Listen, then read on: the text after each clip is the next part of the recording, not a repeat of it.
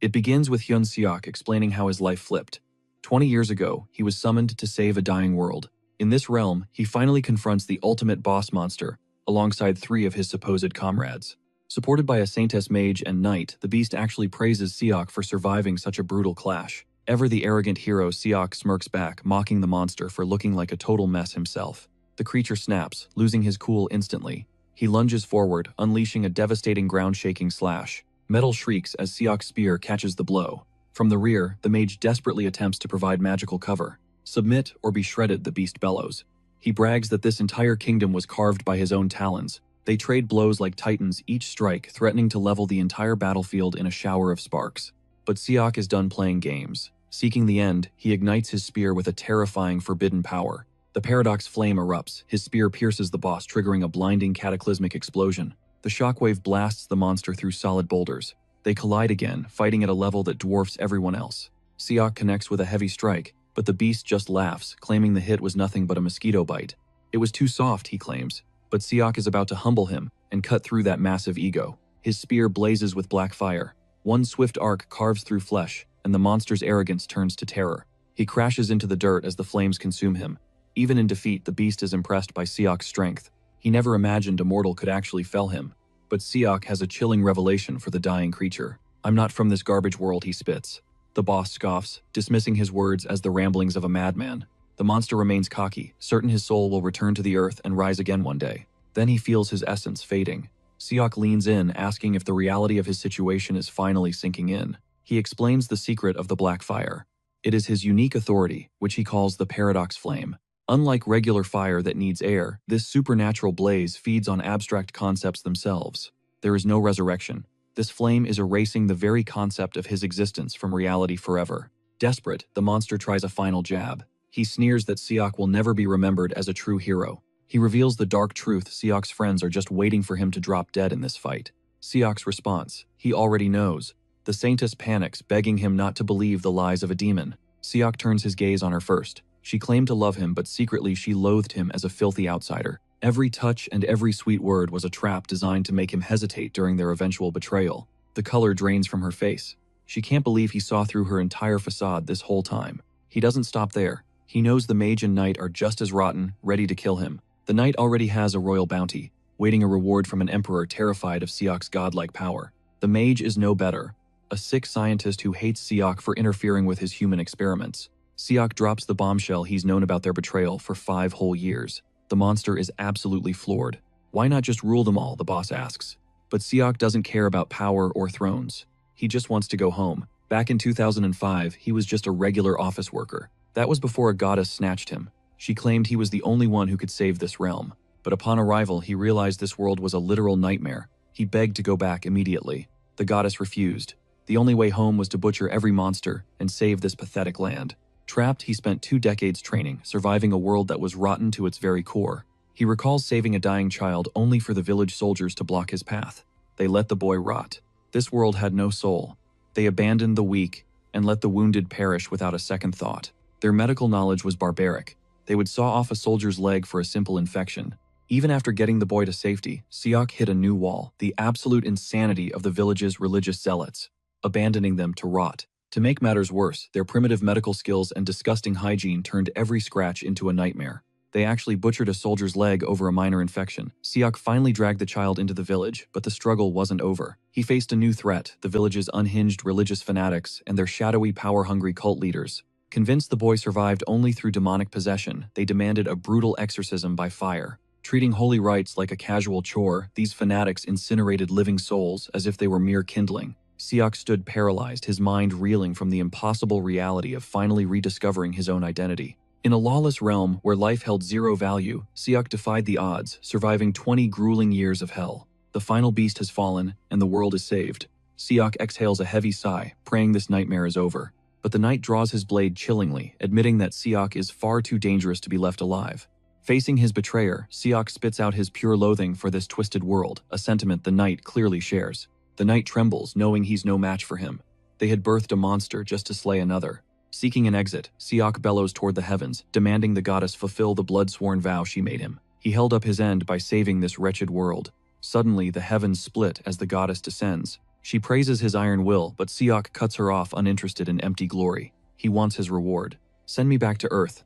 The goddess pauses, questioning why he'd ever want to leave his godhood behind. Despite wielding power that rivals her own, she warns him that crossing back means losing every ounce of his divinity. His heroic status will vanish. Seok scoffs, telling her to quit the act since he knows she's glad he's leaving. She smirks, admitting the world is better off without a monster. But then she drops a cryptic warning. She asks if he'll truly have no regrets, but Seok's resolve is absolute. He only wants his home back. He's done with this literal hellscape. Seeing his unwavering will, the goddess finally grants his ultimate wish. Blinding gold light erupts as she reveals a dark truth: his original human body has long since rotted away. Since he's technically dead, she must transplant his soul into a new vessel. Seok's heart nearly stops in shock. Who will I become, he demands. The goddess remains vague, refusing to disclose the specifics of his new life. She warns him the host is destined for a miserable death, though she bets his survival instincts will prevail. Surviving is his specialty after all. Seok doesn't flinch. Anything is better than this trash-tier fantasy world. Earth will be a breeze compared to this nightmare. Suddenly, Seok's eyes snap open in an unfamiliar body. It's now the year 2025. He successfully possessed the body of an ordinary guy named Chan Sok. He sits up basking in the glorious realization that those backstabbing traitors are finally out of his life. Catching his reflection in a nearby mirror, he approaches to inspect the face of the man he now inhabits. Reality hits him like a truck. He's really home. He stares in awe at something as simple as clean running water. No more scouring for resources in a wasteland. Even fire is a click away. No frantic wood chopping required. Seok is practically vibrating with joy when he spots a box of fried chicken sitting on the table. He dives in instantly, and the explosion of flavor on his tongue sends his brain into pure overdrive. Tears stream down his face as he finally tastes real food after 2 decades of surviving on scraps. Lost in his meal, he misses the ominous crimson glow beginning to pulse in the middle of the street. It's currently 2025, meaning time moved at the exact same pace in both worlds all along. But who cares? No matter how tough modern life gets, it could never compare to that medieval hellhole. To Seok, Earth is a literal paradise compared to the blood-soaked nightmare he just escaped from. Bellyful, he hits the shower, marveling at the sheer luxury of hot water and modern technology. Cooling off under the air conditioning, he gazes out the window, soaking in the peaceful city he's missed so dearly. While planning his future, a grotesque, hideous monster suddenly slams against the glass, glaring right at him. Seok recoils in horror, heart pounding, as an emergency broadcast suddenly blares through the entire neighborhood. Attention! A corrosion rift has manifested inside the complex. Seok freezes his mind, racing to process the chaos. What the hell is a rift? The announcer screams for everyone to drop everything and flee immediately. They need to reach the underground shelter now. Seok stands paralyzed until he realizes the window is crawling. A swarm of beasts is clawing to get inside. Reality hits when the glass shatters into a million pieces. As the predators breach his home, Seok bolts his mind, screaming, why are these things even on Earth? With the pack on his heels, his survival instincts kick in. He dives out a window, clinging to the ledge, as the monsters roar past before climbing back inside. Relief washes over Sok as the monsters finally vanish. But then, a lone figure catches his eye, a kid in the distance. He sprints toward the young boy, demanding to know why on earth he's wandering this death trap alone. Sok urges a retreat to the shelter, but the brat is weirdly obsessed with the monster he spotted earlier. Driven by a reckless urge to hunt, the kid actually asks Seok to join his suicide mission. Seok's jaw drops in pure disbelief.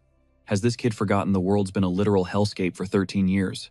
With the kid stubbornly refusing safety, Seok is forced to play babysitter and follow him into the chaos. The boy starts geeking out about corrosion rifts, the nightmare portals spawning those bloodthirsty beasts. Their origin is a total mystery. As Seok listens, flashbacks of his brutal life in the other world resurface. He fought to come home only to find Earth just as broken. Meanwhile, the kid thinks Seok is a total noob. How do you not know this? The boy asks. Seok panics, claiming he lived in America, a huge mistake. Travel between the US and Korea is impossible now. The kid stares at Seok like he's grown a second head. Desperate to dodge the heat, Seok pivots the convo to that hunter the boy was fangirling over. Her name is Lee Si-yun, a powerhouse from the Janabi Guild and ranked 10th globally. A literal legend. Armed with a massive greatsword, she's currently on the front lines in Cheerwon, crushing a massive rift. The kid's endless rambling is actually a blessing. Seok finally catches his breath, glad the spotlight's off him. He successfully deflected the questions, but a chilling realization begins to sink into his mind. Ordinary humans are actually squaring off against monsters here, echoing the nightmare world he just escaped. The boy's still yapping when Seok suddenly clamps a hand over his mouth. Silence. Something's close. Peeking past the rubble, they spot 5 beasts. But Seok's instincts scream that a 6th is lurking in the shadows. 6 against 2. Seok is just glad his new vessel actually has some decent physical strength to work with. Fighting at a disadvantage is his specialty. Taking these freaks down, it should be a total walk in the park. But he's got baggage. He looks back only to find the brave kid shaking like a leaf. So much for that big talk. Facing a real monster, the kid's determination has completely evaporated. Unarmed and stuck, Sok hesitates until he feels it. The familiar buzzing hum of mana in the air. It's the exact same energy. With a surge of confidence, Sok prepares to launch a full-on assault. He steps into the open and unleashes the Paradox Flame. Thank the heavens, his signature skill crossed over. It was etched into his very soul in the other world. The power is dimmed, but the core flame remains. Dimmed or not, it's lethal. The monster's head erupts in an agonizing inferno, ending it instantly. The boy's eyes go wide with awe. That was insane, he shouts immediately, crowning Sok his new master. Apparently his technique is labeled a unique skill. Sok realizes rare arts are the ultimate flex on Earth. As the beast smolders, the reckless kid decides he needs to confirm the kill up close. He charges toward the active fire, ignoring Sok's desperate warnings to stay far away from the flames. The fire is still lethal. Just before the kid gets cooked, Sok lunges in with superhuman speed to save him. He shields the boy, taking the burn himself. Stop living in a fantasy world, kid. This isn't a movie. Real life has consequences. Seok snatches the boy's staff, ready to turn it into a weapon of mass destruction. He wields that simple staff like a legendary blade. The kid watches, completely mesmerized by Seok's god-tier skills. Are you like a secret hunter?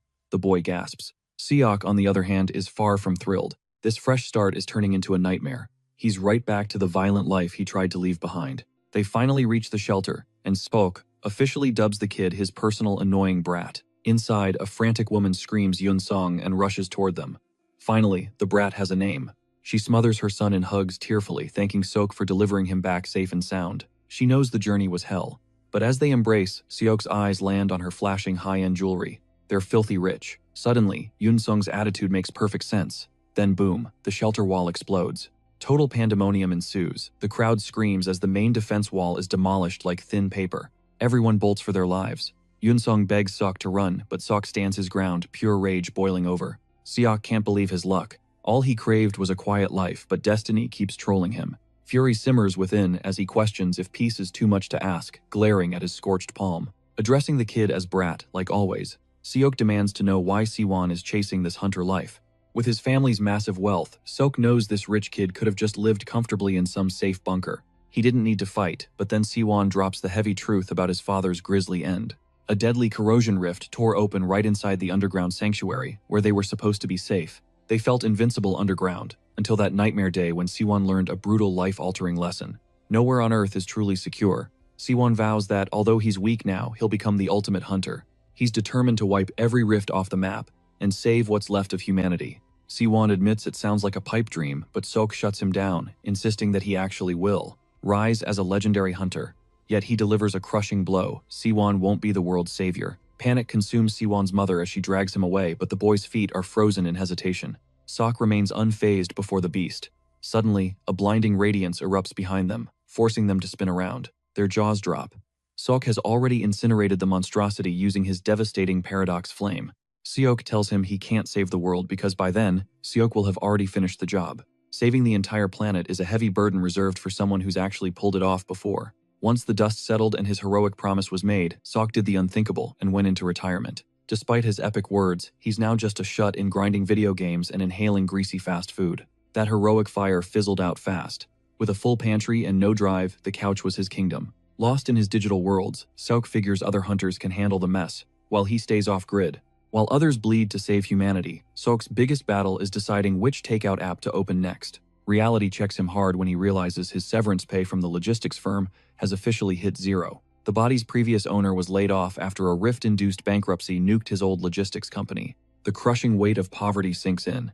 If he wants to eat, he desperately needs to find work. He's scoured the listings, but in this broken world, traditional 9-to-5 jobs have basically gone extinct. Rifts are devouring the economy, leaving businesses in ruins, and Seok wondering how the hell he'll survive. As he wallows in despair, his phone pings with a notification that could change everything: hunter recruitment. Relying on his past expertise in the field, Seok makes his way to the prestigious Hunter Association headquarters. The lobby is swarming with hopeful recruits, all desperate to earn their stripes and enter the hunter ranks. Overhearing some chatter, Seok learns that the entire selection ordeal is basically just a rigged formality for many. Nowadays, snagging a spot just requires showcasing one standout talent.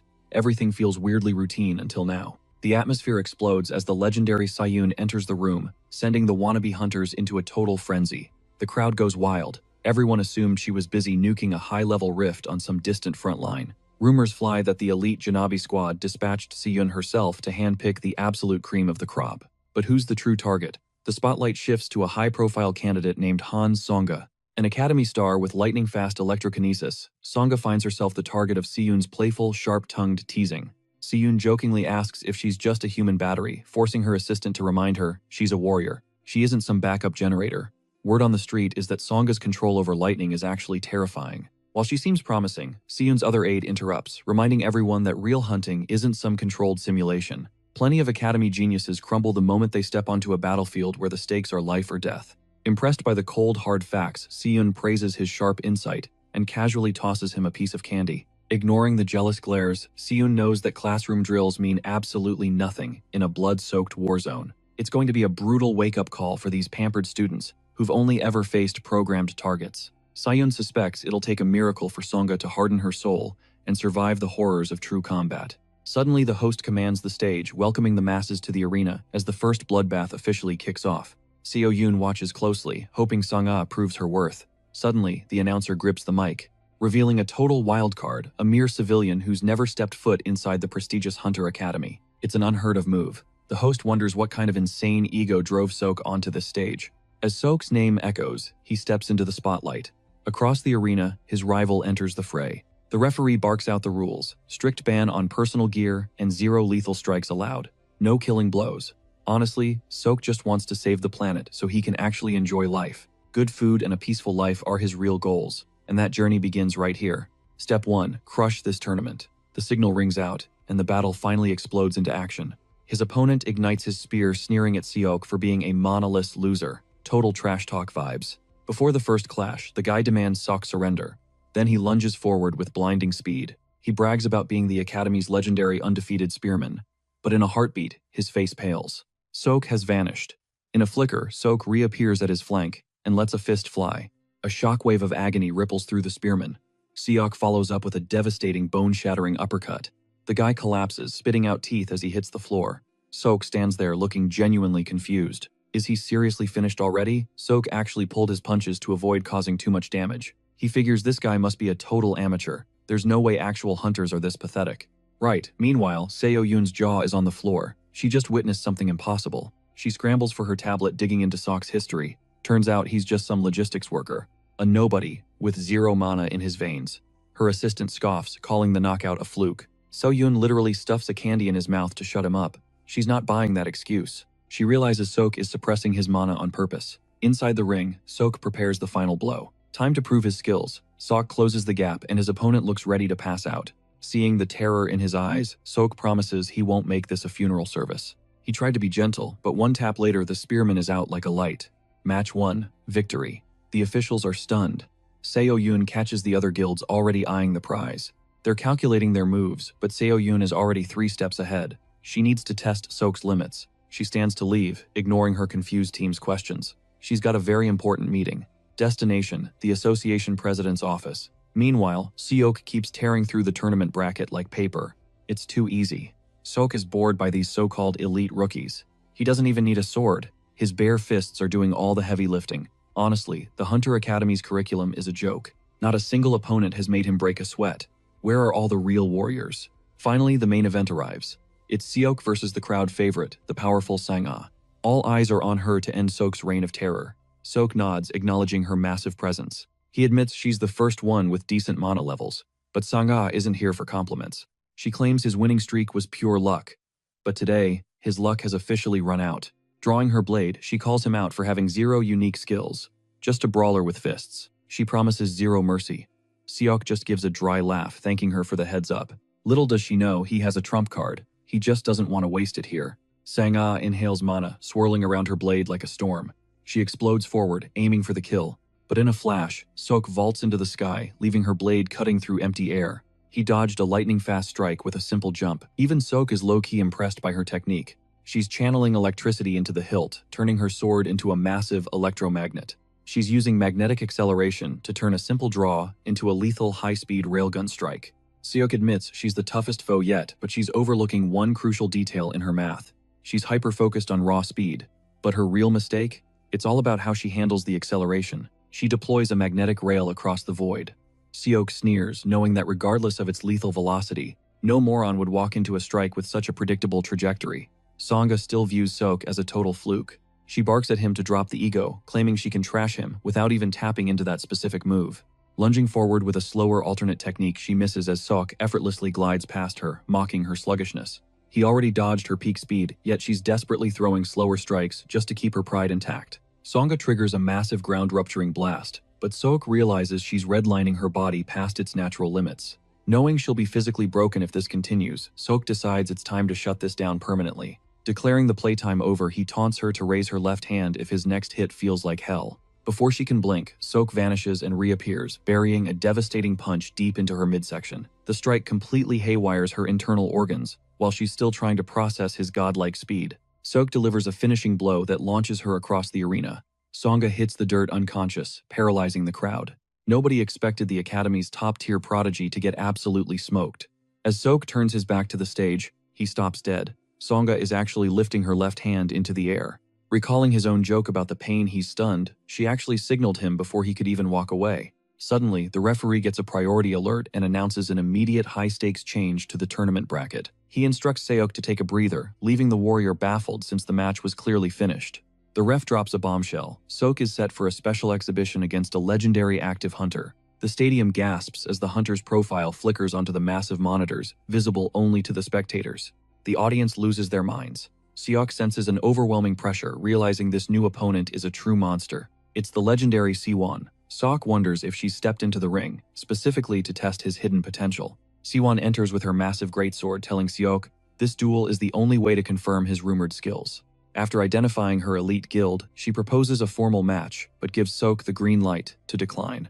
Up close, her poise is chilling. Seok instantly understands why she's ranked 10th in the entire world. Despite knowing his current vessel is at a massive disadvantage against a world-class ranker like her, Seok doesn't hesitate. He grins and accepts, suggesting they skip the talk and start the violence immediately. He confidently tells the stunned ref that his stamina is fine and he's ready for more action. To reach the peak, Seok knows that clashing with a titan like Siwon is the ultimate level-up opportunity. Grabbing his spear, Seok prepares to skyrocket his market value over the next 30 minutes of combat. Half an hour in, Seok is still standing, but he's visibly drowning under Siwon's sheer oppressive might. He can't believe a human woman possesses such terrifying physical stats, yet he refuses to back down. He manages to shove her back, but he feels his own agility tanking as the exhaustion takes hold. Seok spots clear gaps in her defense, but his battered body is too slow to strike those openings. Drenched in sweat and gasping, 30 minutes of high-intensity warfare with Siwon has pushed him to the brink. Siwon teases him, admitting she was craving a decent warm-up for the first time in ages. She mocks his fatigue, but internally, she's shocked that a mere student is still breathing after this. She fully expected him to fold within the first 5 minutes, yet here he is defying her expectations. Siwon blurs forward, aiming to end the match with one final decisive blitz. Seok's mind goes into overdrive. He's out of internal mana, and the surrounding air is completely tapped out. He was saving his secret weapon, but he's out of time. As Siwon's blade nears his neck, he triggers Paradox Flame. In a flash of dark energy, he miraculously ghosts through her finishing strike. Siwon freezes in shock. That swing was a guaranteed kill. There's no physical way he should have dodged. But he did. She notices an eerie black fire dancing on his skin. Her warrior's curiosity instantly piqued. Seok wears a dangerous smile, finally unleashing the one power he trusts more than his own life. Paradox Flame doesn't consume physical matter. It burns through the very abstract concepts he chooses as fuel. Currently, he can't incinerate high-level concepts like ego or memory, but the real hunt starts now. Only one fuel remains for him to incinerate his own bone-deep exhaustion.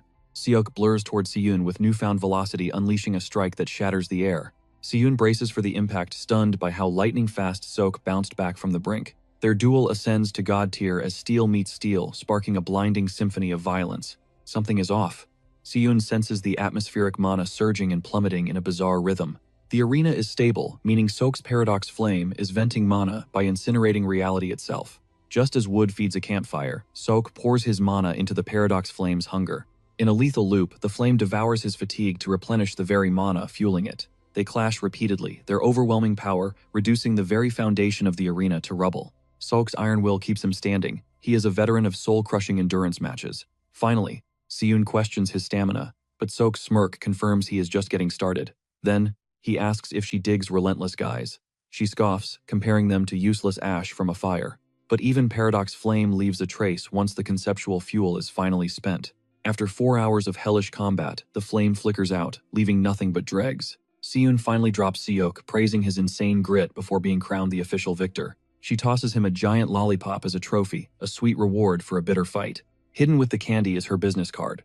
As Seok examines it, Siyun steps closer. She promises to discuss the real business later, demanding he hit her up very soon. The trials conclude with Seok stepping up to claim his honors. Fast forward a few days. Seok digs into the card details on his phone, realizing the device holds every secret. En route to Siyun, a massive wall of a man blocks Seok's path and demands attention.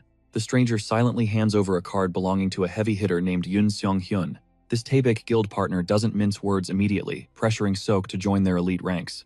Hyun promises to turn Seok into a superstar under his mentorship. Seok locks eyes with him, sensing genuine intent, yet his loyalty already belongs to the deal he struck with Siyun. Trapped between offers, Seok plays it cool, telling Hyun he needs some time to process. Hyun's laugh booms. He wasn't expecting an instant yes. He clamps a hand on Seok's shoulder, leaning in to warn him that his insane performance has consequences he should weigh carefully. He vanishes with a vague threat, but Seok already knows Taebaek is not his future. Seok dials Siyun instead, asking for the drop-off point for their long-awaited meeting. She directs him to the hut, a spot inside the Hunter Association headquarters. Minutes later, Seok finds a cozy cafe. Siyun waves him over, immediately clocking the stress on his face. She asks what is wrong, and Seok vents about the mountain of a man, headhunting him. Siyun's eyebrows jump. If Hyun is interested, she warns that rival guilds will back off entirely. Seok wonders if her guild is the same, but Siyun drops a bombshell she isn't recruiting him. Confused, Seok asks for her angle. Siyun reveals her true plan: he must remain a freelancer. She explains that joining a guild like Taebaek would just turn him into a low-level junior. Seok is lost, demanding a breakdown of the hierarchy between juniors and these partner hunters. Siyun breaks it down for the outsider guild. Life is strictly split into 3 distinct tiers. You have juniors, seniors, and the big shot partners who actually call the shots. Lower tiers are just glorified employees, but partners. They own a piece of the guild. They skip the paycheck for a cut of the profits, making them more like elite entrepreneurs. These guilds were modeled after law firms. You don't have to climb the corporate ladder, though. One can bypass the grunt work entirely. The realization finally hits Seok like lightning. If he stacks up enough legendary feats, the major guilds will be begging for his partnership. He'll be hooked instantly. Sion smirks, tossing Seok a sweet treat while he stands there totally clueless. Why is this eccentric girl handing out candy? Seok points out his lack of network or backup. Scoring high-tier quests will be impossible alone. Seon declares she's becoming his personal support system. 0 fees attached. Seok's jaw drops, yet the logic behind her move starts clicking. Why go through such trouble? Seon simply wants one thing: his eternal gratitude. She wants him to remember Guild Janabi's support before he went viral. Basically, she's collecting future favors. She slides over a mysterious envelope, leaving the final call entirely up to him. It's an Incheon City contract involving the notorious Gyeodong Island, she explains. A botched rift closure turned the place into a rot zone years ago. Is he clearing it? Nope, just patrol duty and nuking any fresh rifts that pop up on site. Deployment hits in 30 days. Payment $5 million upfront plus a massive $15 million bonus.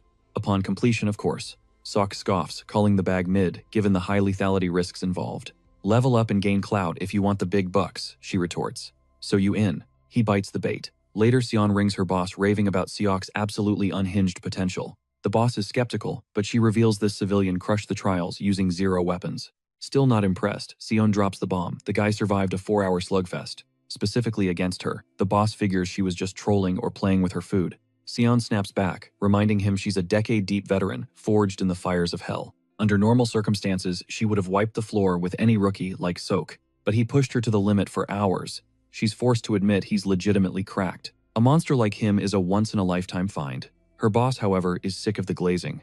Does this mission even suit a total noob? He worries Seok might crumble under the pressure. Even with talent, vets are different. Sion smirks. She's already assigned him a powerhouse partner, Sangha. Knowing Sion is the guild's strategic mastermind, the boss finally backs off. He wonders how strong Seok will be at his peak. Sion's answer is chillingly confident. He'd take you down too, she claims. Flashback. Seok unboxes a spear and a mana elixir. Inside his flat, he eyes the potion, a high-concentrate mana burst for dire situations. It's an instant recharge. Manipulating mana is basically like chugging purified water for these hunters.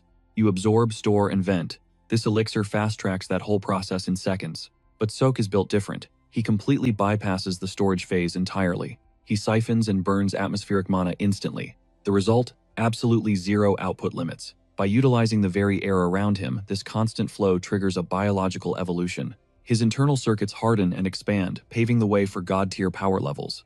The catch: until those channels mature, his current output remains relatively low-key. Rapid-fire heavy attacks are off the table for now. Time to start the grind. A month of hardcore training should turn this new vessel into a lethal weapon. Present day.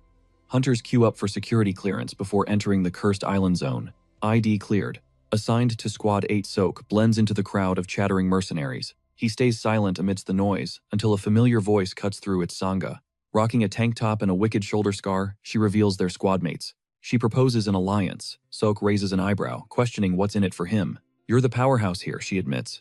"I want to learn from a monster like you." Sok quips that his shoulders are practically melting from all this unexpected flattery. She takes him literally, asking about his medical history. Her humor is officially non-existent. This girl is all business, no vibes. Suddenly the squad gets the signal to move. The commander lays out the mission stakes. Since a fresh face like Sok is present, he explains the core objectives. Corrosion rifts are ranked from Class 3 down to Class 1. The closer to Class 1, the deadlier they get. It is basically a death sentence. He adds that the very first rift to spawn in a zone is dubbed Alpha. This Alpha rift is currently chilling at the Northern Church. It is the ground zero for this island's nightmare. But there is a massive catch. This specific corrosion is still listed as unclassified. These things evolve fast, so he warns them to stay clear. Their job is strictly to patrol and destroy. They must hunt down and wipe out any secondary rifts. One blonde guy in the squad is totally stunned. He is salty about taking a total rookie on a high-stakes kill mission. Suddenly, Sok feels the vibe shift. The whole squad is giving him the cold shoulder just because he is the supposed new guy. Headquarters is on standby. If things go south, they have got a direct offshore line for emergency help. With a quick good luck, the team deploys. Once they hit the island, the veterans start plotting their move. While the pros talk strategy, Sok interrupts. He suggests setting up their main base at the Hagisa Temple. It is the perfect HQ. He points it out on the map, but the seasoned hunters are totally offended. They are fuming that a noob is barking orders. They demand to know why the temple even matters.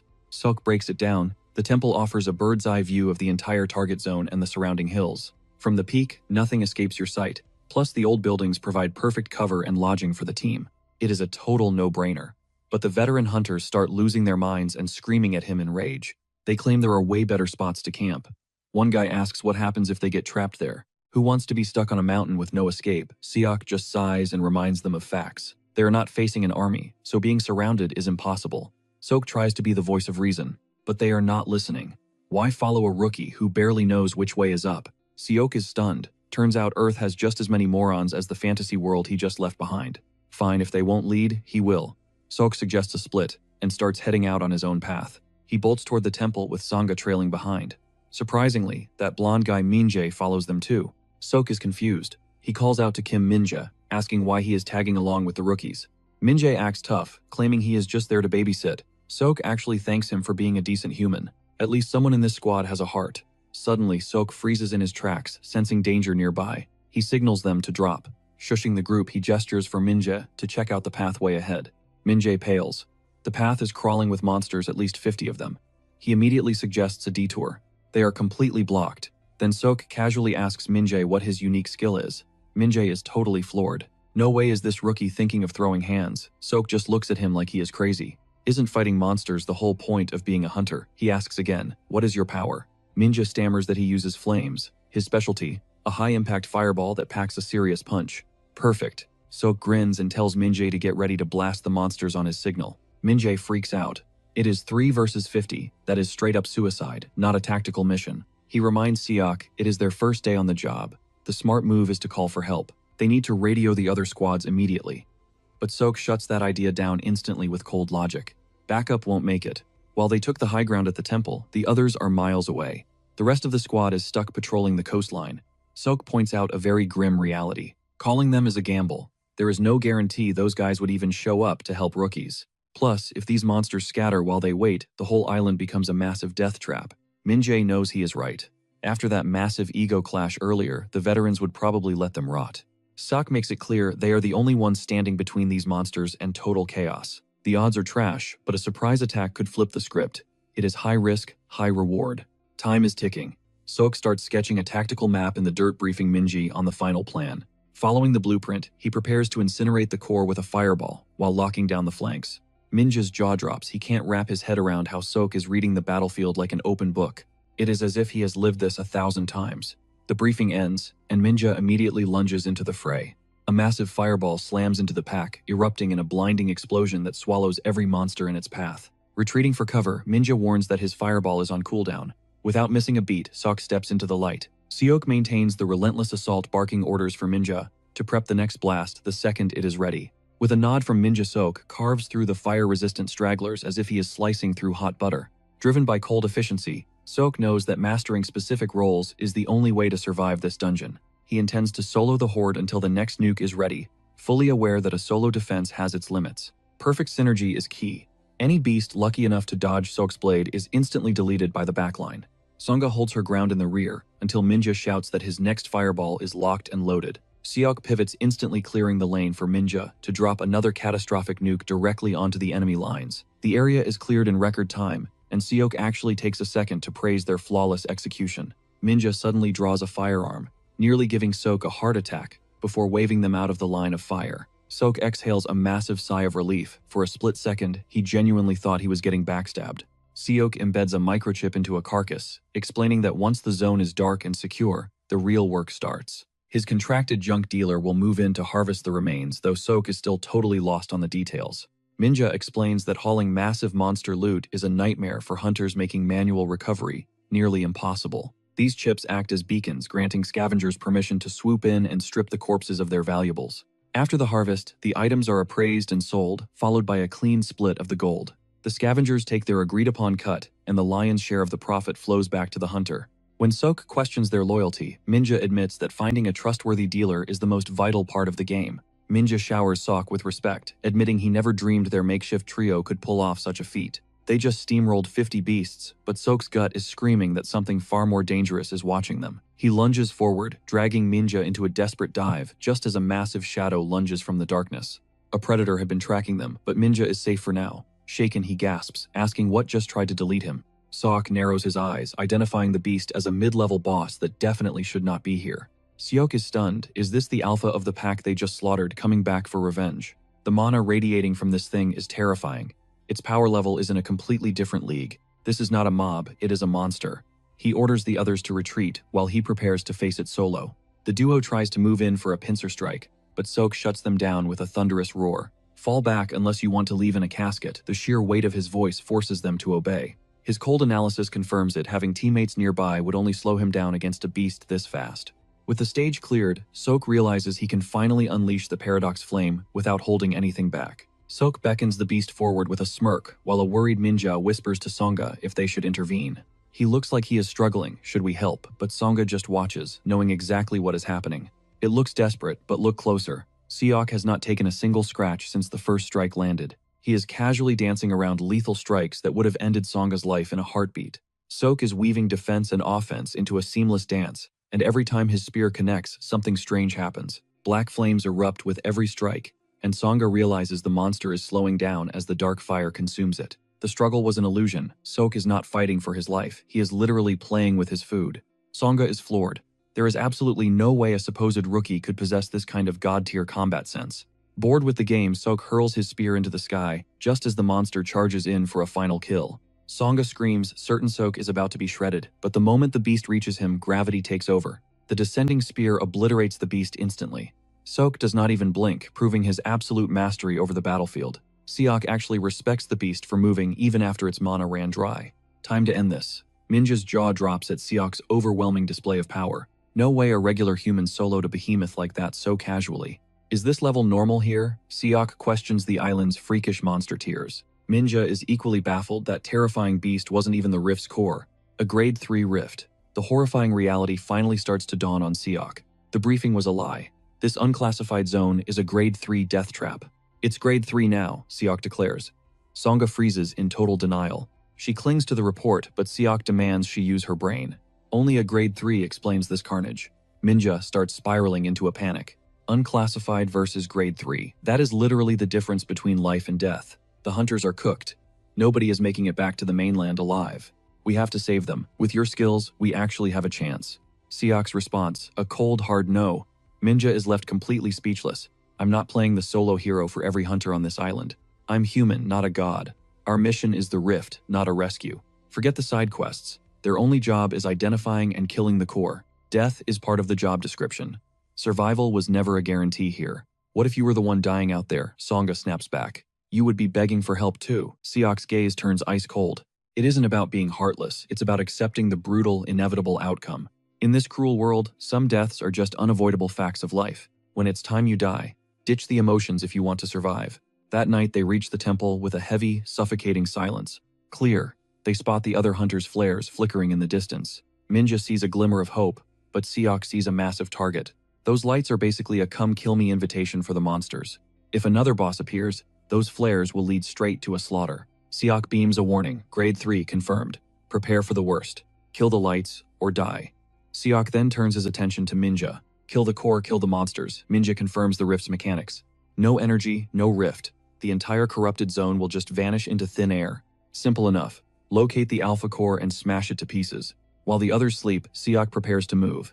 He sets an alarm trap. He vanishes into the dark forest, soloing the nightmare waiting ahead. He's got the Alpha Rift's location locked in from the mission briefing. Things look easy until a boss-level nightmare suddenly blocks his path. This beast makes the one from earlier look like a total joke. At HQ, chaos erupts. Team 5's signals have completely vanished from the radar. Monsters are moving in formation. Team 3 is already taking heavy casualties. It's unclassified. How is it wiping out our best fighters like this? Emergency red. We need reinforcements immediately. Send out the SOS. Activate the emergency network. Every nearby hunter move out right now. Amidst the absolute panic, a lone signal approaches the Alpha Rift. Someone's charging the Alpha alone. Get them on the comms immediately. Freeze. Tell them to halt. New intel confirms Team 8's very own Suk is diving into the Alpha corrosion. The commander barks orders to sync with Suk's terminal immediately. They need proof of life right this second. It's insane. Suk sensed this unprecedented rift upgrade before anyone else. His intuition is on a whole different level. Since he's the only one charging into that nightmare, it's clear he's the only one who has an answer. By the time they finally establish contact, Seok is already locked in a lethal dance with a terrifying beast. Seok screams at the monitors, slamming the brass for their total failure to properly investigate this unclassified corrosion zone. He's hurling every insult in the book, making the stunned officials seriously consider hitting the mute button on him. While dodging the beast, Seok realizes his Paradox Flame lacks the raw power to finish this fight alone. He'll have to whittle its health down with fire first, then deliver a final piercing strike with his spear. There's a catch. His mana is bone dry after that brutal clash with the mid-level boss from earlier on the island. His Paradox Flame is flickering out, and since he's trapped on site, Sok desperately scans for a mana recharge point. After a frantic chase, he finally spots his salvation pulsing in the distance, the heart of the Alpha Rift itself. Without a second thought, Sok plunges into the rift while taunting the beast to keep up with his pace. The Situation Room descends into chaos as Sok's GPS signal suddenly blinks out. He's officially gone off the grid. He's crossed the threshold. Sok has officially entered the belly of the beast, the Alpha Corrosion Rift itself. Once inside, Sok is stunned by how pristine it looks. He mutters in awe at the rift's massive scale. If an unclassified rift is this huge, he shudders to think about the overwhelming size of Grade 1 zones. Suddenly, the boss monster looms into view. Seok grips his weapon. It's finally time to settle this score for good. The Paradox Flame is a double-edged sword. It incinerates every living soul in its path except for Sok himself. It's an untamable inferno that can accidentally wipe out allies or spiral completely out of his mortal control. But fighting solo, that's a game changer. Now he can unleash his full destructive power without holding anything back. He swings his spear, unleashing a tidal wave of fire while his body hungrily absorbs the surrounding mana energy. His mana pathways expand and flare, surging with newfound strength. This is the peak performance he's been missing. The beast lets out a blood-curdling screech. Sok's eyes narrow. He knows exactly what kind of dirty trick is coming. Right on cue, a horde of reinforcements swarms the area. The coward was calling for backup all along. Sok just scoffs at the boss. To a warrior of his caliber, a pathetic game of numbers is useless. A cyclone of fire erupts, vaporizing the mobs instantly. He's getting stronger, though he's not at full power yet. According to Minya, the Rift Core will always be the most lethal and apex predator within this localized hellscape. Whoosh. A lethal strike comes from his blind spot, a monster that actually talks. Sok barely dodges the killing edge.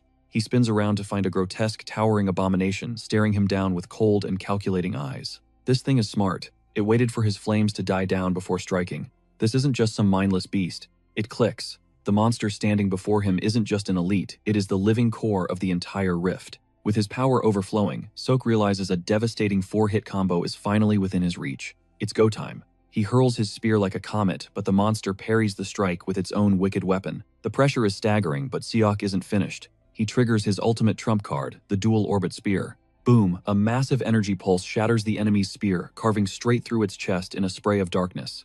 The monster disintegrates under the force. It turns out the dual orbit spear creates a lethal blue trajectory path. This phantom echo follows his attack, mimicking the first strike with 4 times the original devastating impact. It's a relentless technique that delivers 4 consecutive hits, leaving the enemy with absolutely zero room for escape. The slight delay in the blue trajectory creates a tricky 2-part rhythm that is practically impossible to dodge. The wounded monster lunges in a final desperate attempt to strike Sok down.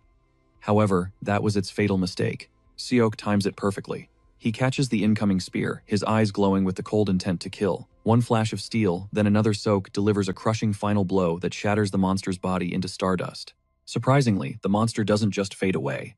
Instead, Sok is presented with a mysterious and glowing reward box. Meanwhile, the control room is still in a total panic, convinced it's game over, as the infestation continues spreading. Total despair grips the team as they watch the carnage, certain that only a literal miracle can stop the incoming slaughter. Backup was flatly denied, but just as hope fades, the captain gets a shocking ping. Sok has sent word from the rift.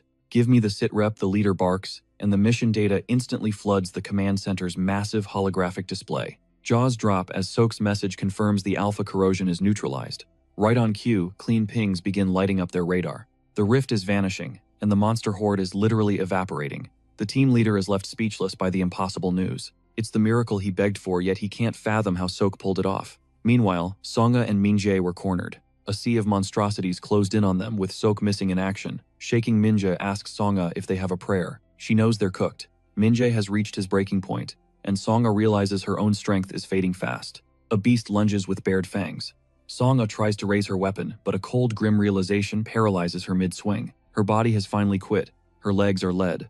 Songa shuts her eyes tight, bracing for the killing blow. Suddenly, the world shifts. Sok shatters the rift core, and the monsters begin to dissolve into stardust before they can strike.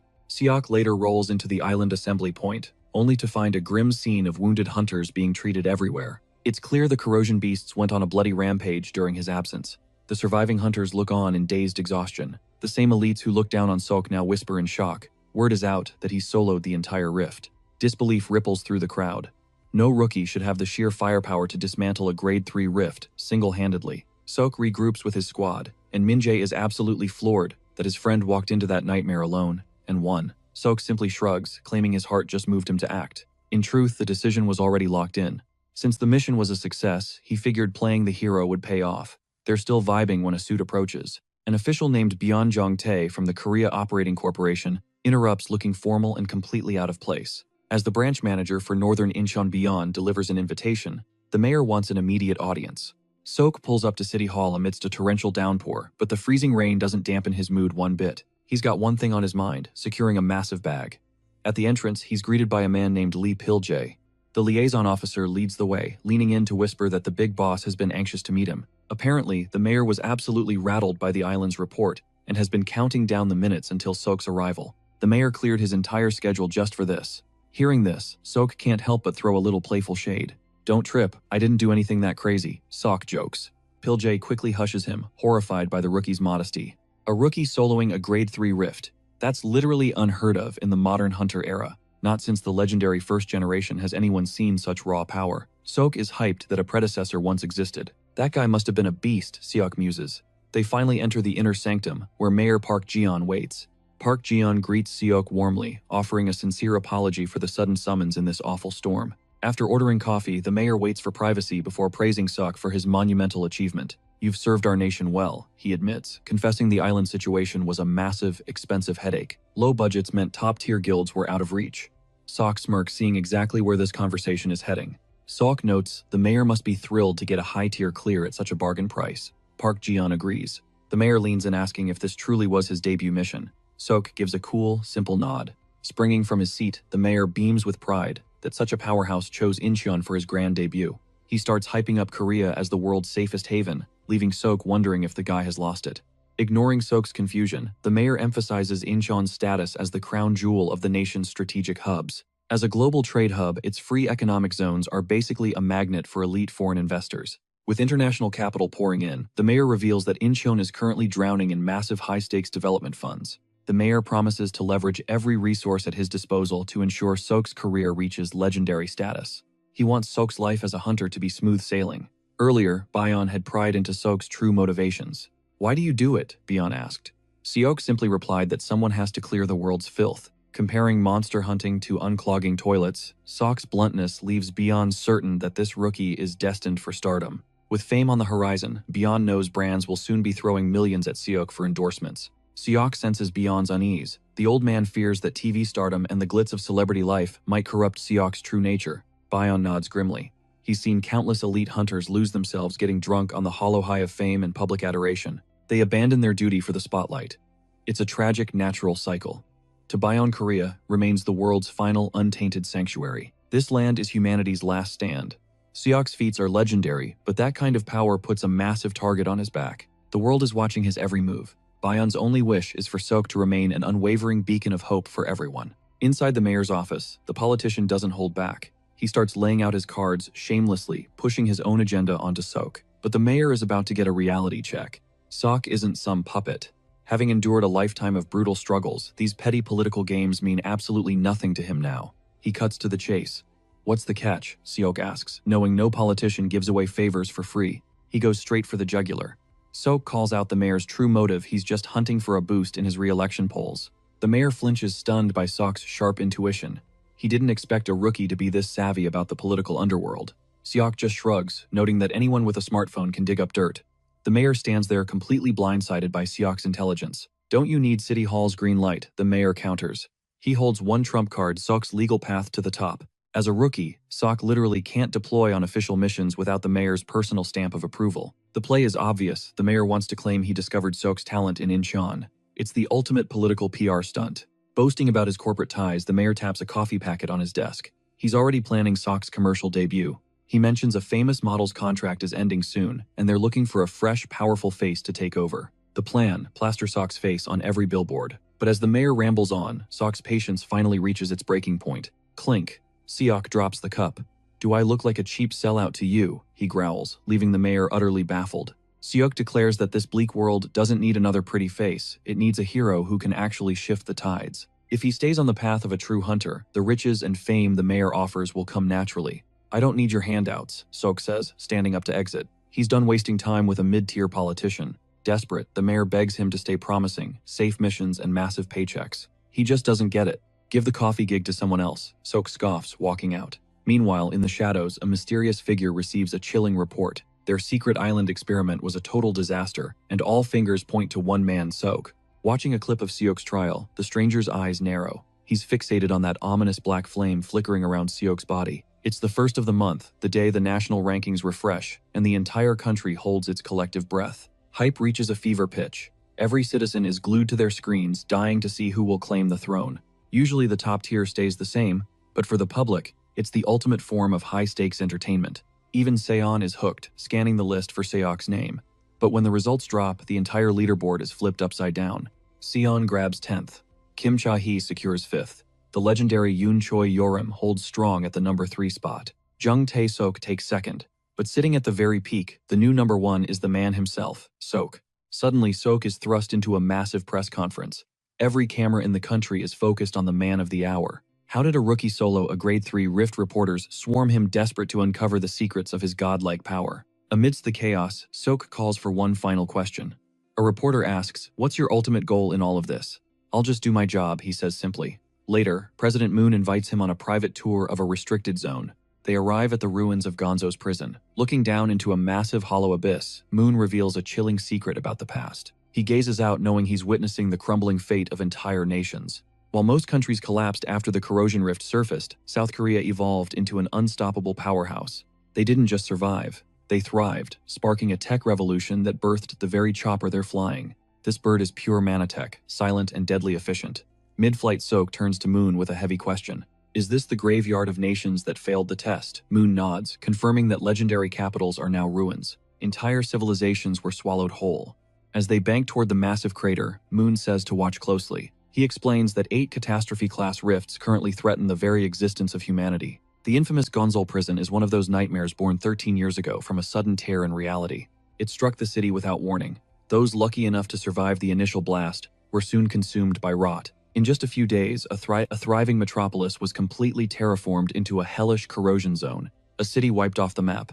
Leaving the ruins, Moon notes that while players change the game, of power remains. The old empires are crumbling. Seok absorbs every detail, realizing that in this new world, information is a weapon. Still, he wonders why they needed a field trip for a history lesson. Then, Moon mentions a name, Hyun. The Taebaek big shot paid a visit, and he's reportedly fuming because Seok won't join his little club. He was hunting for Seok's location, but Moon played it cool and kept his mouth shut. Privacy is sacred. Moon warns him that Taebaek lives by a brutal law, only the strong deserve to rule and survive. If Seok won't bend the knee, they'll definitely try to break him.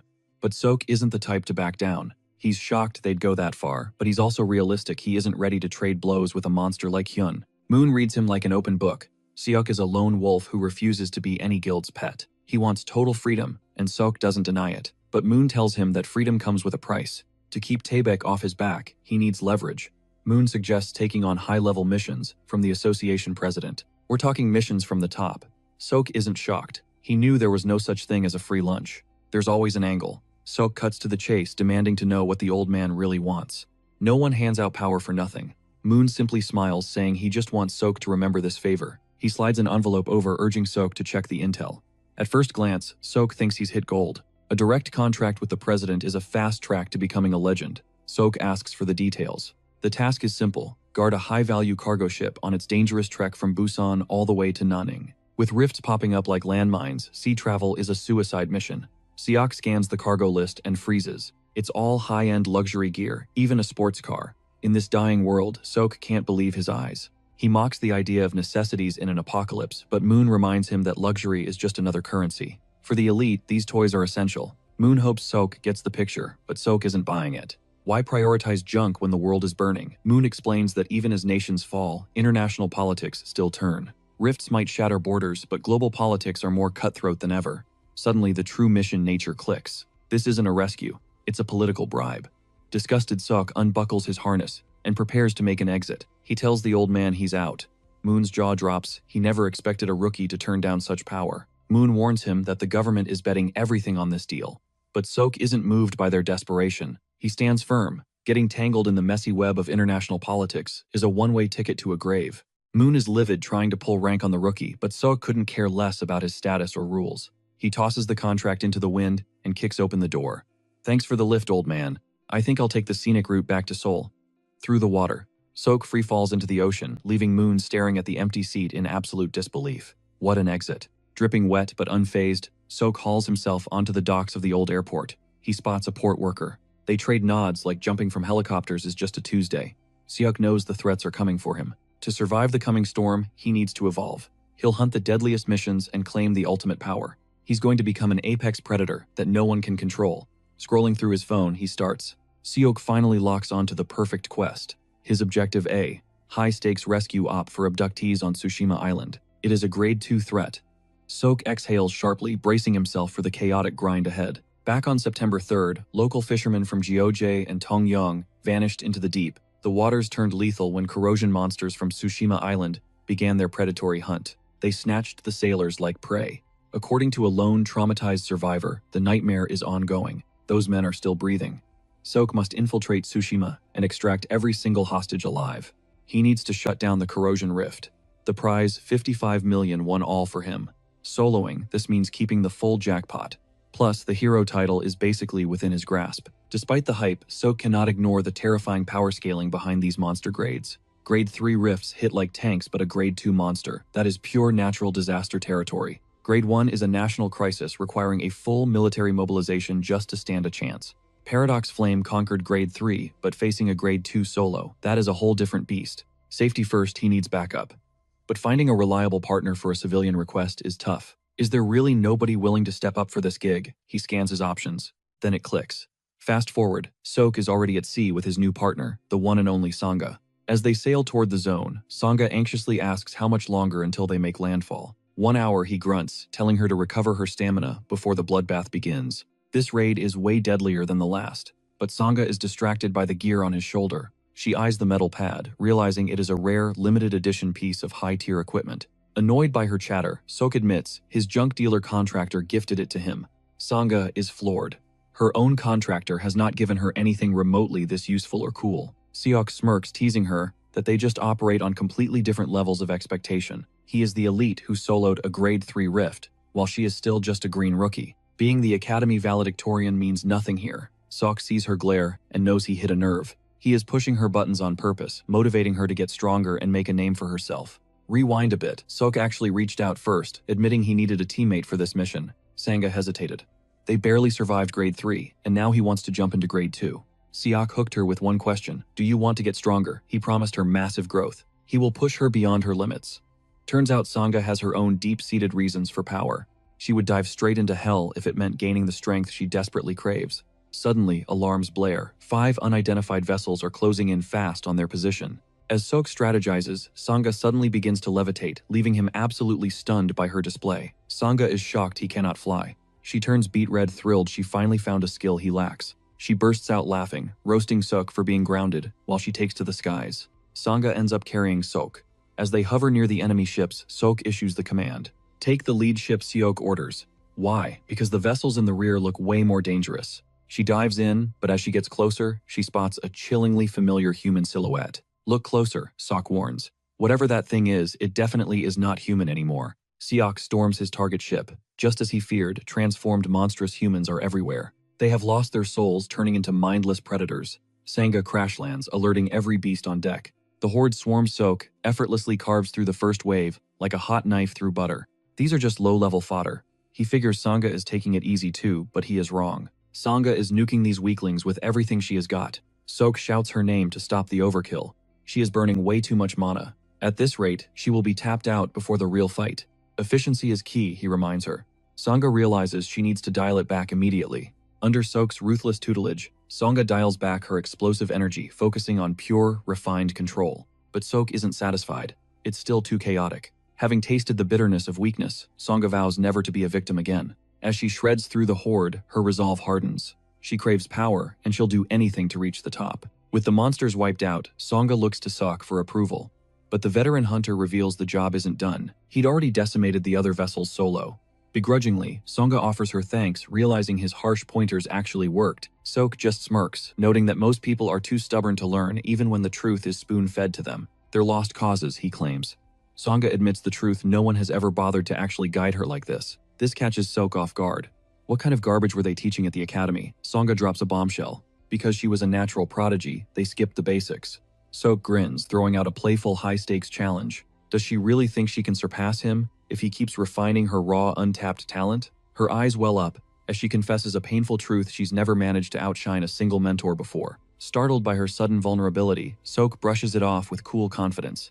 There's zero need for her to worry about that. He's built different. He'll make damn sure she's always chasing his shadow for the rest of her life. Forever his student. Just as they prepare to move out, the sailors deliver a grim update to the duo. They'll hold the line and stay on high alert, while the two hunters begin their perilous trek inland. Intelligence says the captives are at a shrine, but Sangha points out a major problem this island has too. It's either the Gaijin or the Atazumi shrine. Sok scans the horizon, calculating their first tactical move. He bets on Gaijin as the primary target.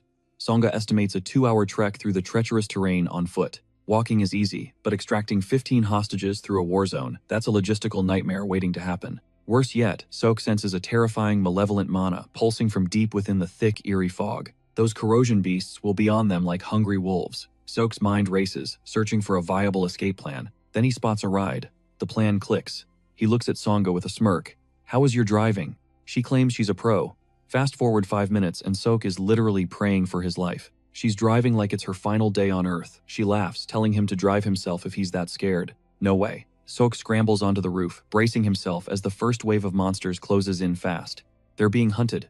Sok unslings his weapon and launches a devastating projectile right into the pack. It rips through them twice, once on the way out and again on the return. But then trouble. Beasts are pouncing from the left. Sok shouts a warning, and Sangha reveals her inner speed demon.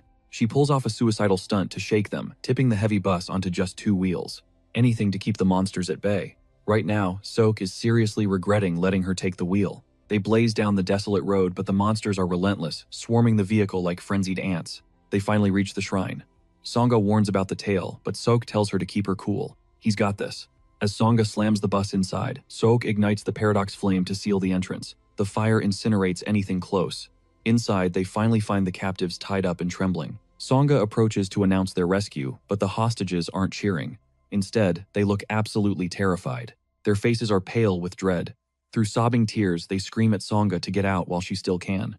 Why are they so panicked? Sangha is confused, unaware that a massive, monstrous samurai is looming right behind her. Its blade drops, but Sok intercepts the strike just in time. Get them into the bus now, he barks. While she evacuates the survivors, Sok engages the towering warrior in a brutal high-speed duel. The giant swings with lethal intent, but Seok doesn't flinch. Out of nowhere, the ground begins to shake. Sangha slams the pedal down, ramming the samurai with the bus and sending him flying. Sok's impressed by her savage driving, but Sangha isn't playing. Get your ass in here, she shouts. Seok stays on the roof as they peel out with the survivors. For a moment, it looks like they're clear, but a massive horde is blocking the path ahead. Even worse, that samurai monster isn't dead yet.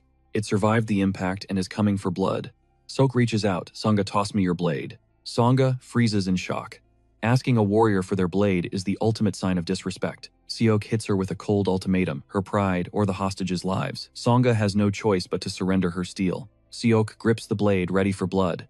A mysterious device on his wrist glows a trump card he'd hoped to keep hidden. But with the situation spiraling, he's forced to use the high-tech gauntlet found in that island crate. Looted from the core, this isn't just gear, it literally drinks mana from the atmosphere. At first, Seok figured it was just a simple battery. In reality, it's a total game-changer for his combat potential. The glove peaks at a 5-minute charge, granting Sok god-tier power that rivals even So-Yoon herself. As the beast horde swarms, Sok grips both spear and sword, charging a strike to level everything. One violent flash erases the monsters instantly.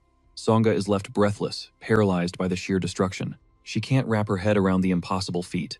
With the path finally cleared of the horde, Sok barks at her to floor it to the port. But as they race on, a grim realization hits. These corrupted freaks are infinite. They just keep swarming, and Sangha screams over the engine that the car is at its breaking point. We have to ditch this ride and fight them on foot. Sok ignores the panic and tells her to drive. Suddenly, they breach a shimmering invisible veil. The monsters slam into the barrier like a wall trapped behind as the vehicle glides to safety. Stunned Sangha scans the area, desperate to understand what stopped the carnage so abruptly. She spots a glowing sigil on the wall. Then she remembers Sok's weird ritual from earlier. He'd carved a protective geometric seal there. Sangha had been totally skeptical of the move then. He'd claimed it keeps the darkness at bay. Curious, she'd asked where he mastered such sorcery. Seok just smirked, explaining it would be useless. He'd learned those mystic arts in that other world. Back in the now, Sangha asks if the seal stops every monster. Sok just shakes his head. Nah, it won't stop the real threats.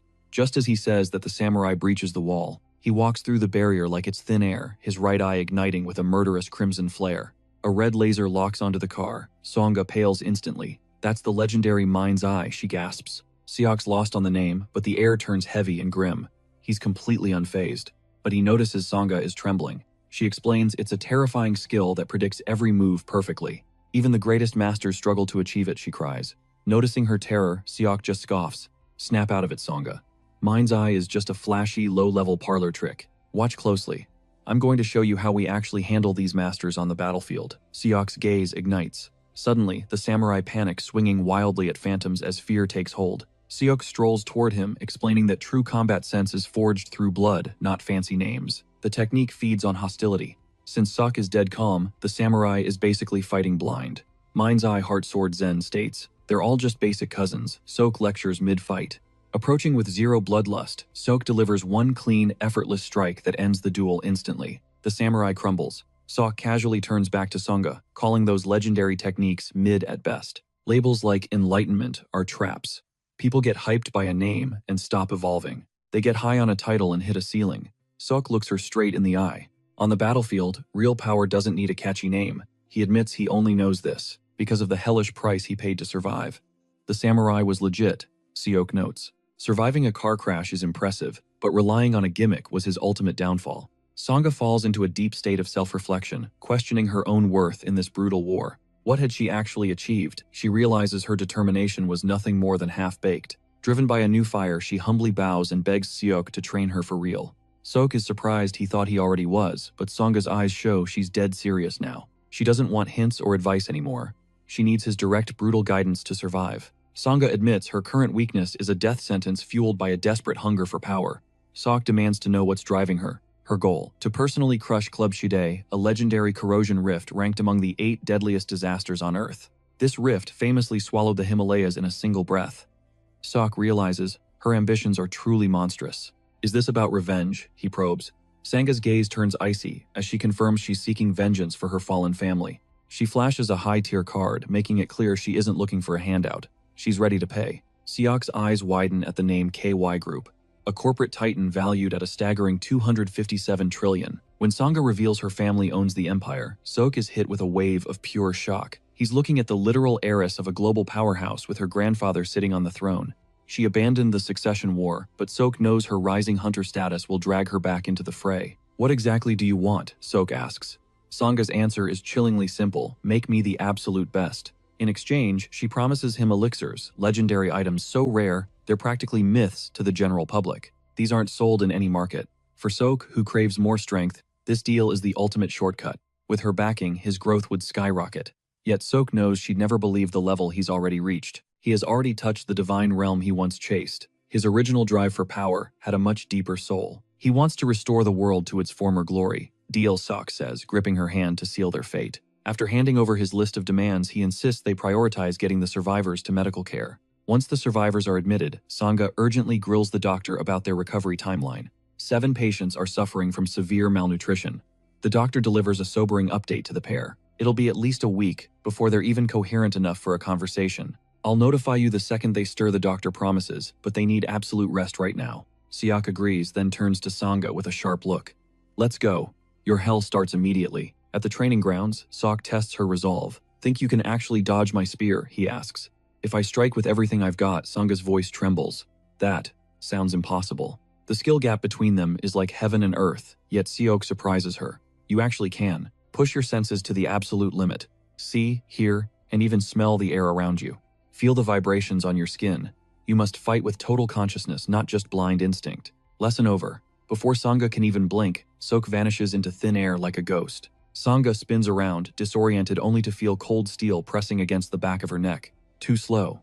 You're already dead, he whispers. Your senses must lead and your thoughts must follow. In the heat of battle, thinking is a luxury that will get you killed. You must accept raw input and move. Unrefined senses will only betray you on the battlefield. Your own mind will deceive you.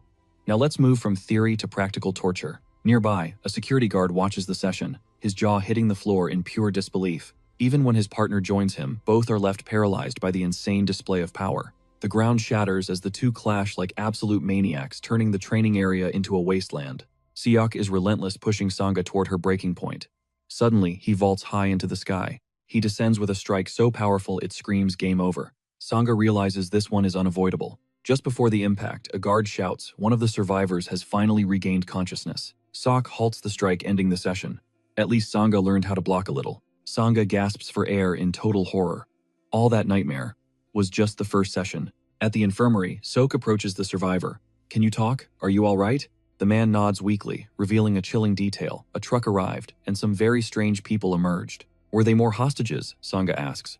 No, he replies. They were far too calm for that. Even weirder, the monsters weren't aggressive toward them. It looked like the beasts were actually helping them load hostages onto the truck.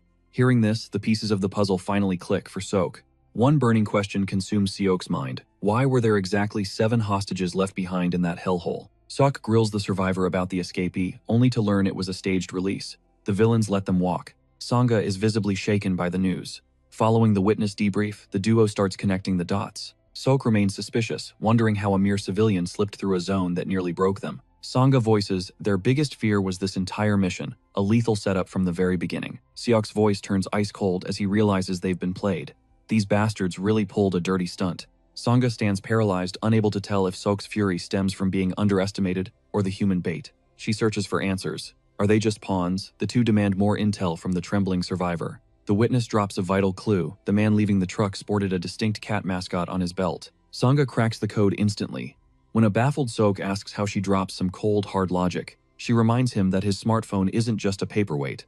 Sok, however, has a hilarious excuse ready. He claims regular guys like him fear the internet button will trigger a massive life-ruining bill. Sangha is speechless. This man is seriously stuck in the early 2000s with that prehistoric logic. Suddenly, they spot their target. The punk's face is riddled with piercings, earning him a classic Sok roast. Sok asks if he used a heavy-duty sewing machine to fix his hideous mug. The disrespect is legendary. Beneath the jokes, Sok senses danger. The tattooed freak welcomes them to the big stage with terrifying confidence. Introducing himself as Kim Ji-hyun, he declares they're being taken alive. Sok's response, a skeptical glare. Ji-hyun doesn't explain, he demonstrates. He hurls a mangled body straight into the shimmering rift. Sanga gasps. Usually anything inside the rift stays trapped until the core is completely annihilated. Horror strikes as the victim crawls back out, his humanity replaced by something twisted and monstrous. Gion looks down in disgust. The transformation is a total flop. The creature looks pathetic and weak. With a single effortless kick, he sends the mutated failure soaring into the dark horizon. Terror grips Sanga. Is their endgame to turn the two of them into these mindless rift monsters? Gion scoffs, bragging that sacrificing ordinary trash has only yielded these garbage-tier results. The horrific truth dawns on them: the hostages weren't for ransom. They were lab rats for experiments. Gion claims they aren't worth his time, but his grand mission demands a brief explanation. He reveals their bloodline, the true descendants of Dangun. They seek to reshape the world's power balance. Their goal, solidifying South Korea's dominance until the entire globe trembles under their absolute influence. Briefing over, he stomps, unleashing a shockwave that launches cars into the air like toy blocks. A vehicle hurtles toward them, but Sanga comes through in the clutch, slicing the metal clean in half. Seok steps up, reminding the zealot that their nation is already a global powerhouse. Gion sneers. Current power isn't enough. He charges, aiming to elevate the country to untouchable heights. He wants a nation so supreme that no one dares look them in the eye. An absolute, unrivaled superpower. He leaps high, aiming a devastating drop kick at Sok. He rants about the historical shame of paying tributes. The air thickens with resentment as he vows to erase the era of bowing heads and humiliation. He wants every past insult returned tenfold. Seok parries, realizing this guy is a high-level taekwondo expert. Despite being unarmed, the villain's speed is insane. A heavy kick catches Sok, launching him backward. Sok stabilizes, analyzing the blow. The guy is fast, but his raw power, that's manageable. He gets the logic: if the rifts vanish, Korea's leverage on the world stage might crumble away too. Sok realizes these fanatics have zero interest in saving humanity. They just want a new world order. He barks back, reminding Gion that innocent people are dying while they play God with rifts. Gion laughs at their ignorance, revealing they've unlocked the secret to controlling the rifts entirely.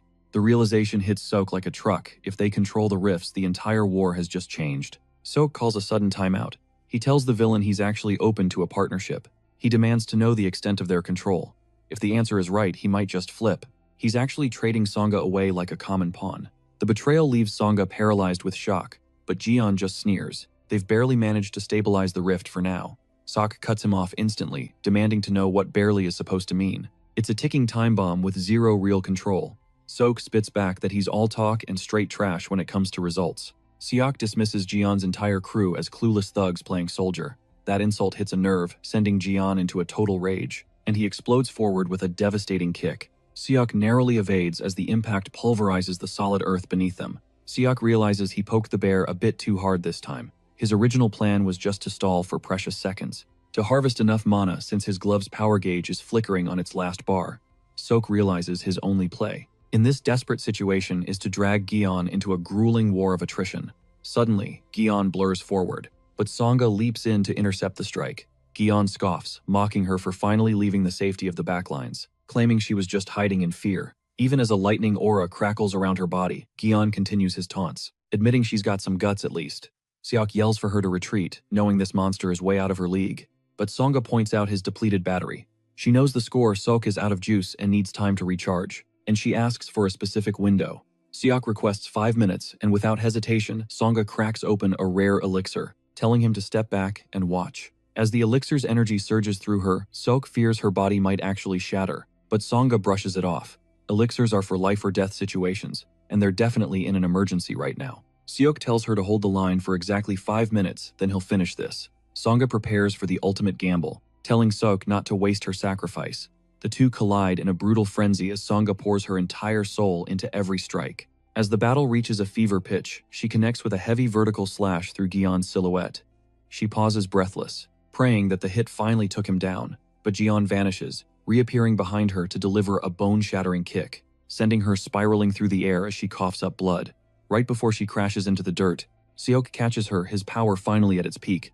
With a voice like ice, he asks Gion if he's prepared to die. Gion recoils, sensing Seok's mana skyrocketing to insane levels. He can't wrap his head around how this is even possible, since harvesting that much energy so fast should be impossible.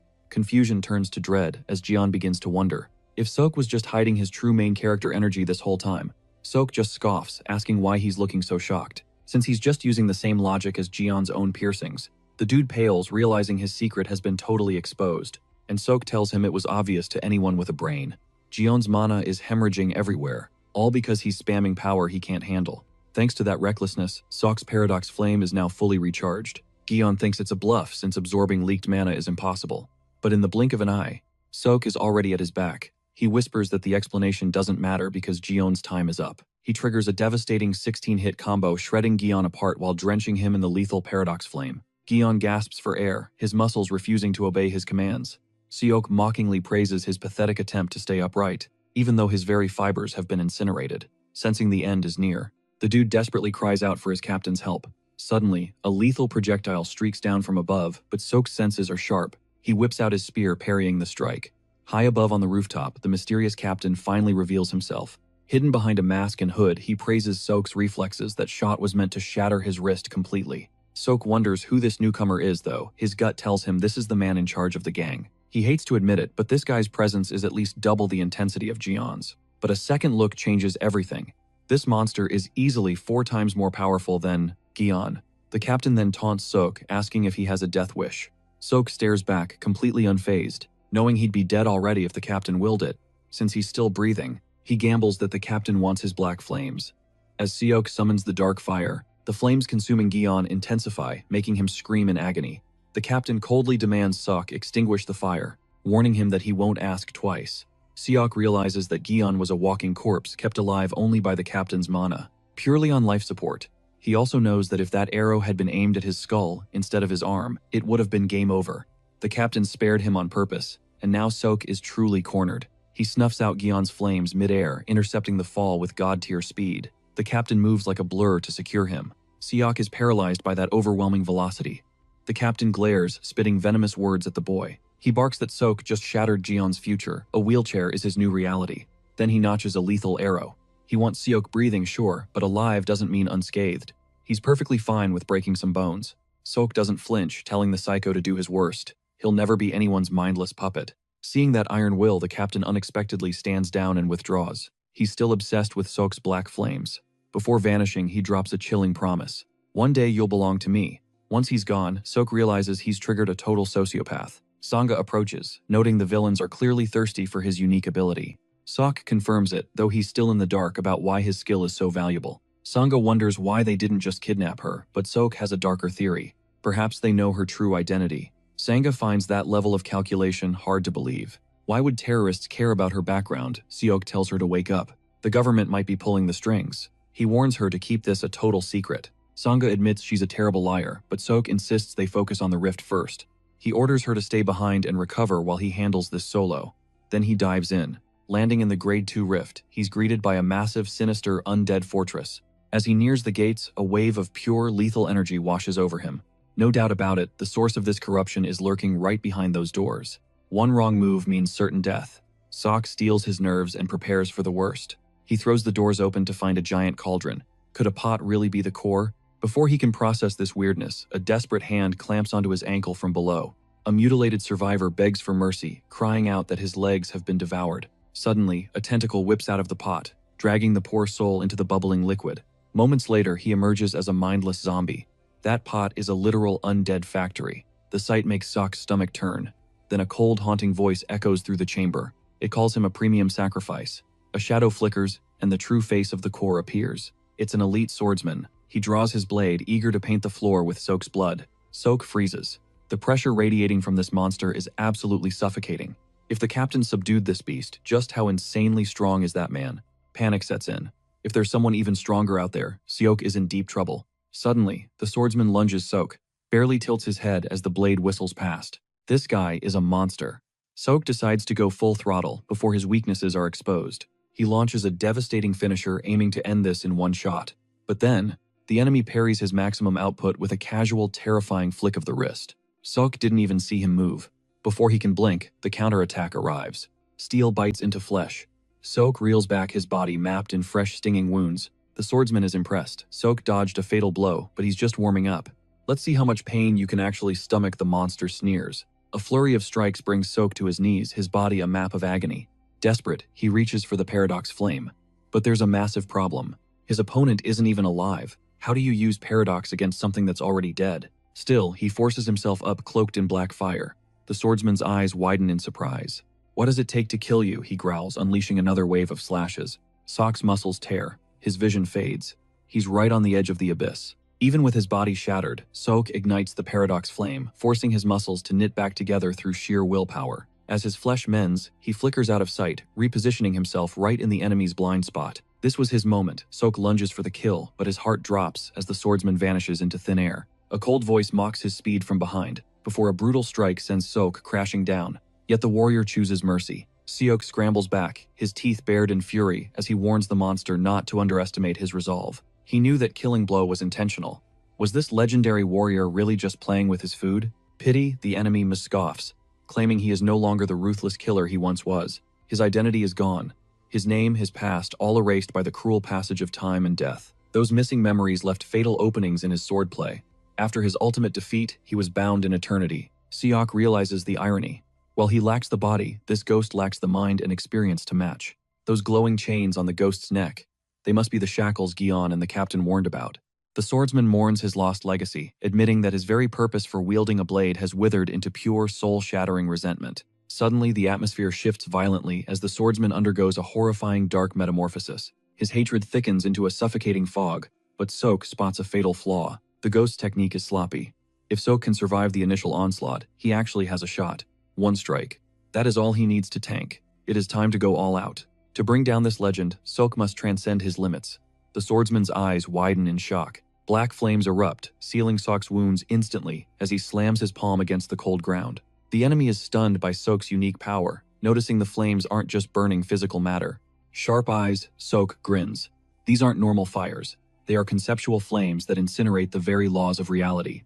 They look like infinite power, but Sok knows the devastating price of using such forbidden magic. The broader the target, the more mana it drains.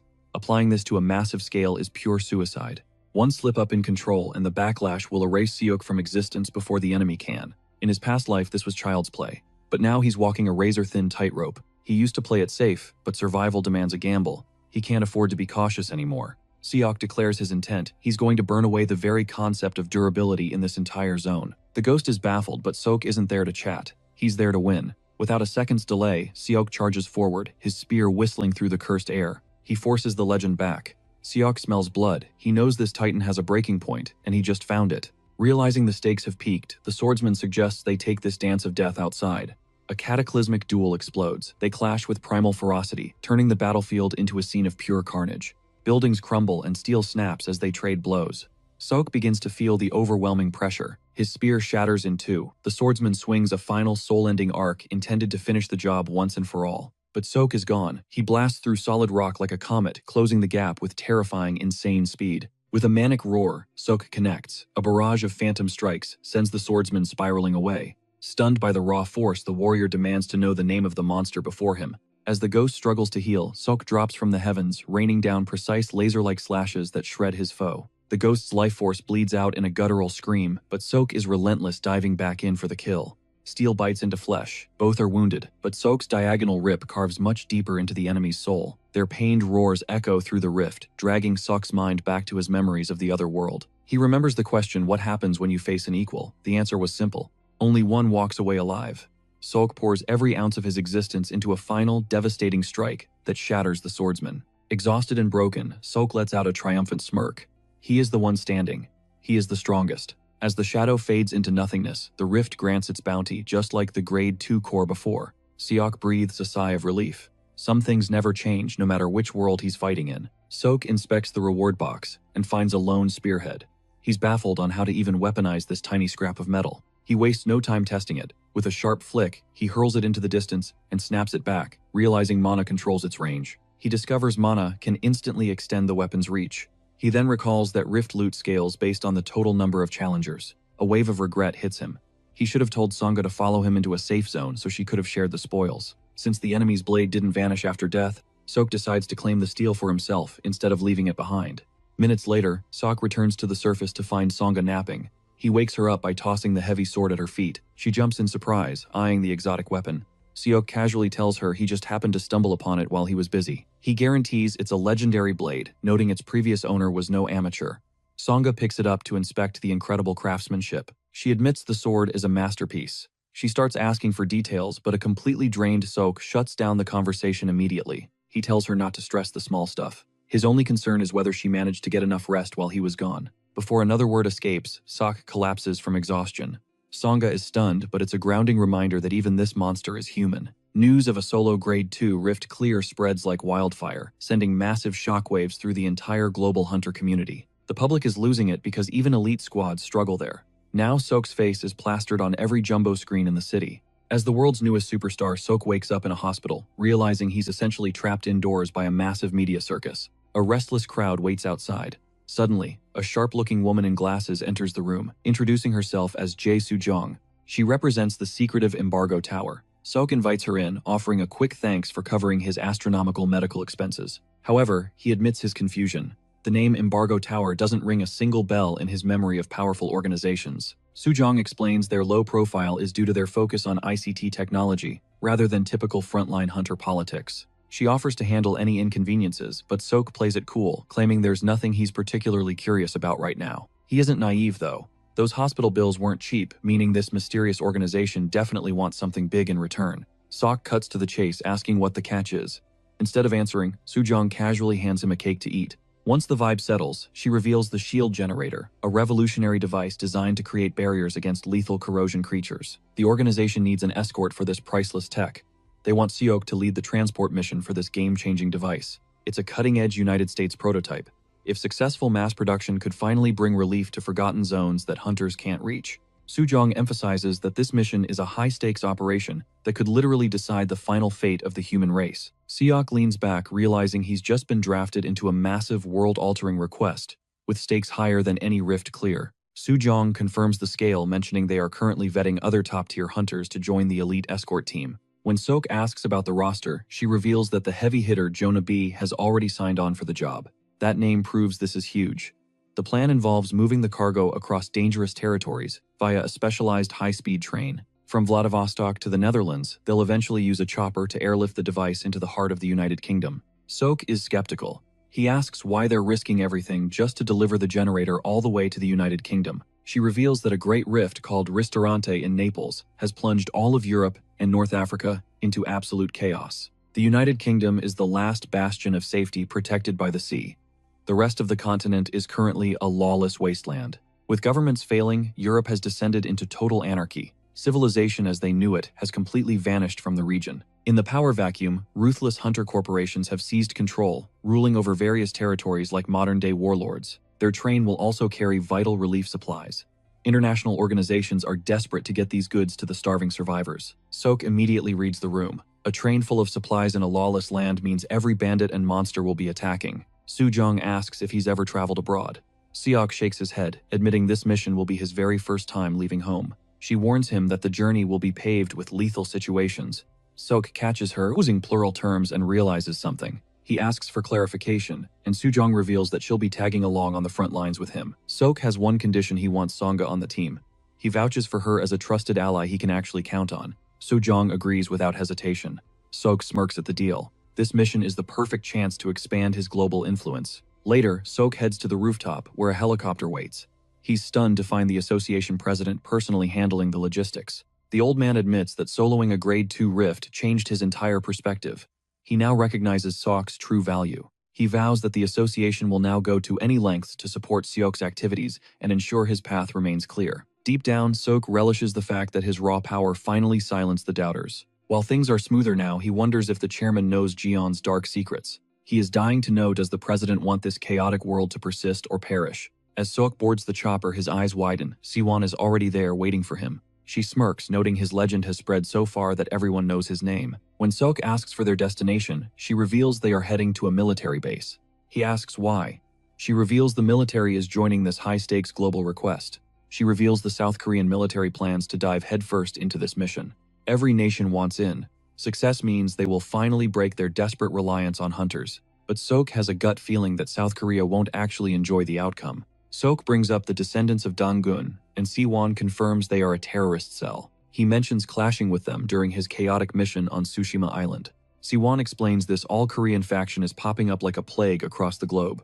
These zealots wait for hunters to clear rifts, then strike when they are most vulnerable. Like clockwork, she hands him a candy, leaving Sok baffled by her strange ritual. Suddenly, Siwon asks if he has ever left Korea, the exact same question Sujung asked him. He admits it is his first trip. She warns this mission will shatter his perspective.